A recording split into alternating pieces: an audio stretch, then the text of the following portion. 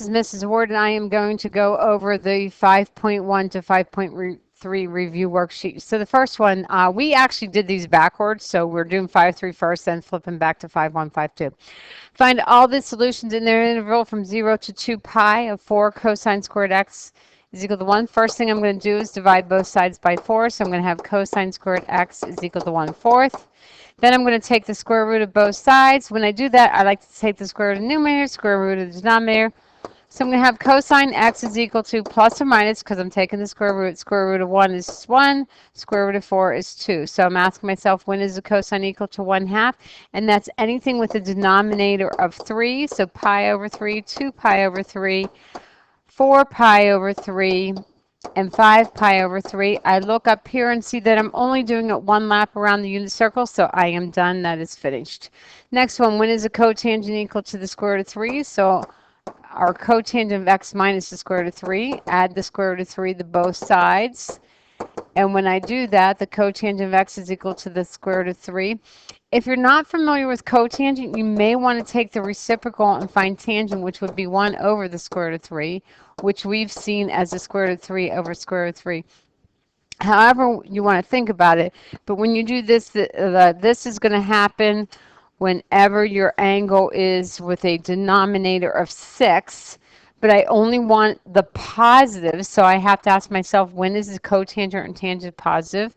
I go back to that all students take calculus. So I'm going to pick my angles from my first and the third quadrant. So that's going to be pi over 6 and 7 pi over 6. Remember, only those two answers, because it's not plus or minus, because I did not take the square root.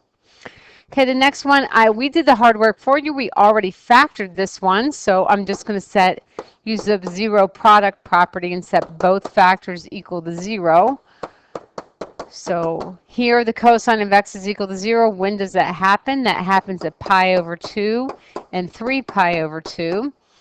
When does the cosine of x, I'm adding 1 to both sides, equal 1, and that happens at 0 or 2 pi.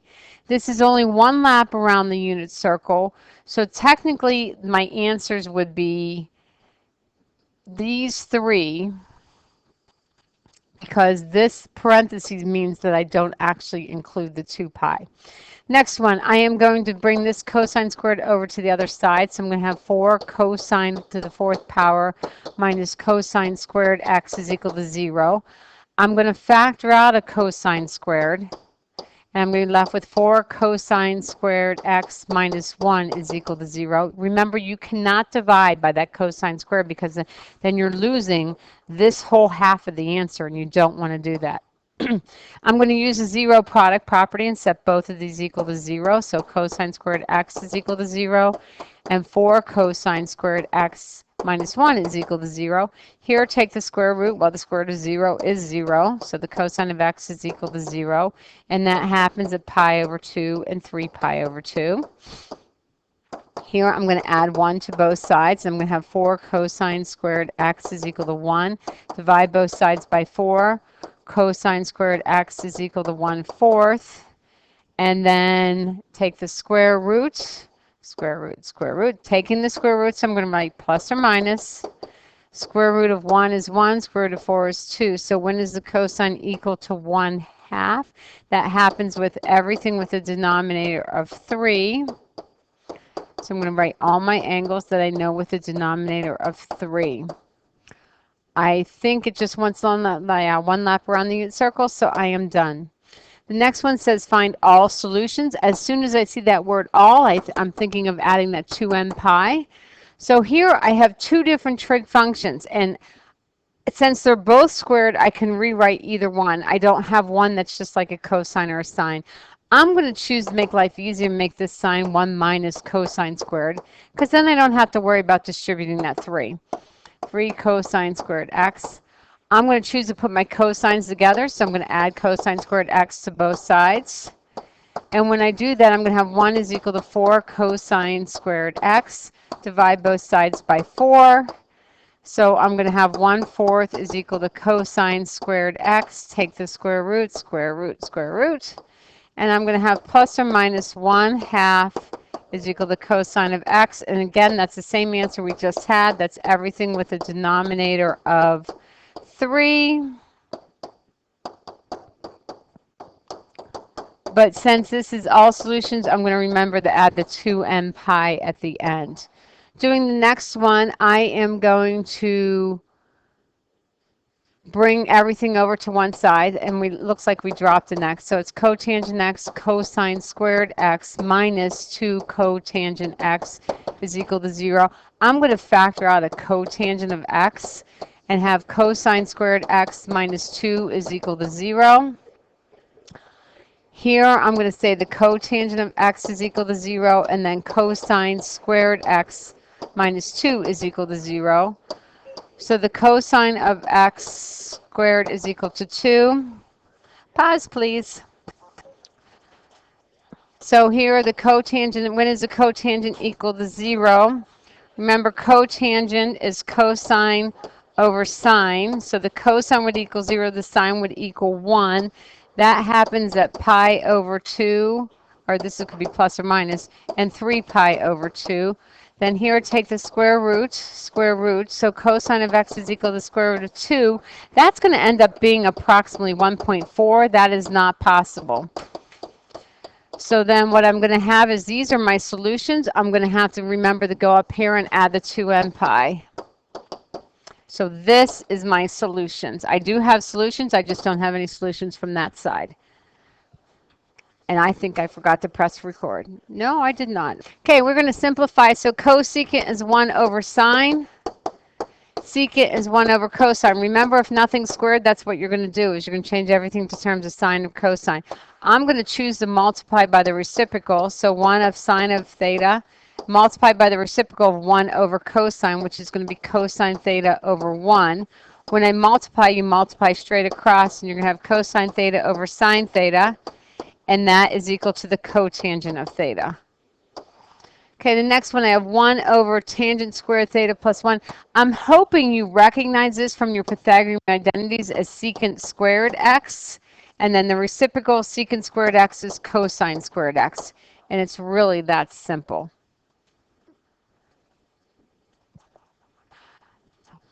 Can't. Okay, so hopefully you recognize this as cosecant. So that's going to be cosecant squared x is equal to cosecant x. I'm going to change everything in terms of sine and cosine.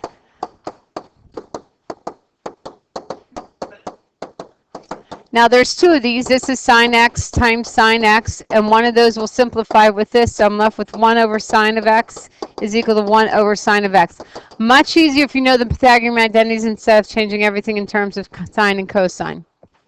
Okay, the next one I'm going to factor out a sine x because I have it. Remember, this is proving, so I can't cross that line. So I'm going to factor out a sine x, and this will be sine squared x plus cosine squared x, and I'm trying to show that that's equal to sine x. Here, sine x, sine squared x plus cosine squared x, this thing is equal to 1, so then I'm going to have sine of x times 1 is equal to sine of x. So I end with sine of x is equal to sine of x. Moving on to the next one, I have tangent. This is a co-function identity, so I'm going to say the cotangent of x times the secant of x, and I'm trying to show that that's equal to cosecant of x. Nothing is squared, so I'm going to rewrite everything in terms of sine and cosine. So this will be cosine x over sine x. Secant is a reciprocal of cosine x, and I'm trying to show that that's equal to sine of x.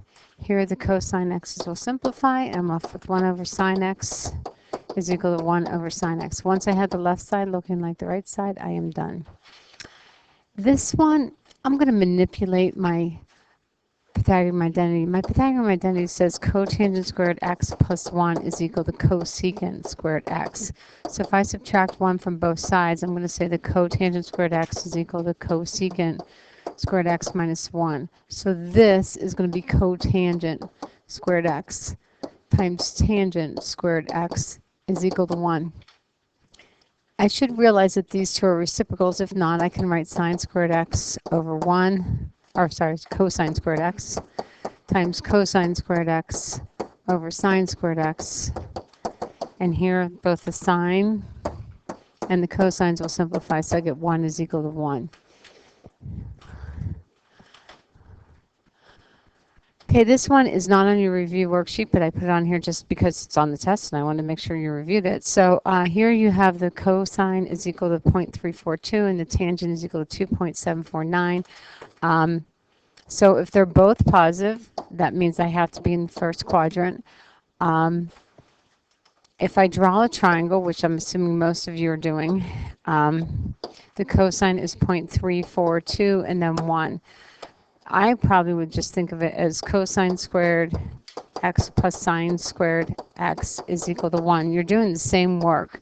So here I'm going to have 0.342 squared plus sine squared is equal to 1.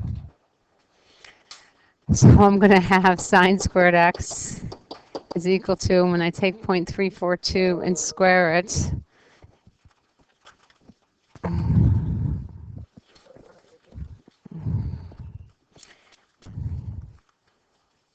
squared. So I'm going to have 1 minus 0.116964. I'm not going to take away those decimals. I'm just going to leave them while I'm doing my work.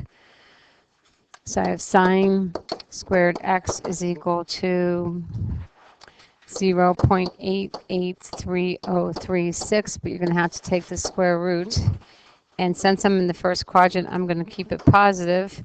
And so the sine of x is going to equal 0.93, and it says to the thousandths, so this is 9397, so I'm going to round that to 0.93 or 940. So that's my sine. So my sine of x is equal to 0.940. To find the cosecant, I'm actually going to do the reciprocal of that.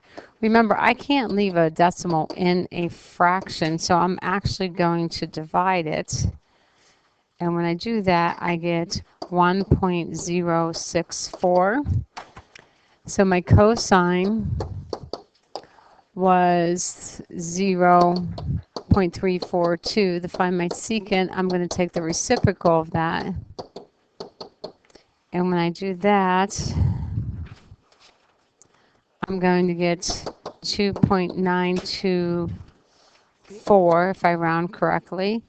And then the tangent, I can either do the sine over the cosine. And if I do that, I get 2.749, which is what they told me the tangent was equal to. So I know I'm on the right track. And then to find the cotangent, I'm going to do the reciprocal of that. And when I do that, I get, since I'm in the first quadrant, everything is positive, 364. And that's it. I hope this helps. See you next time in class.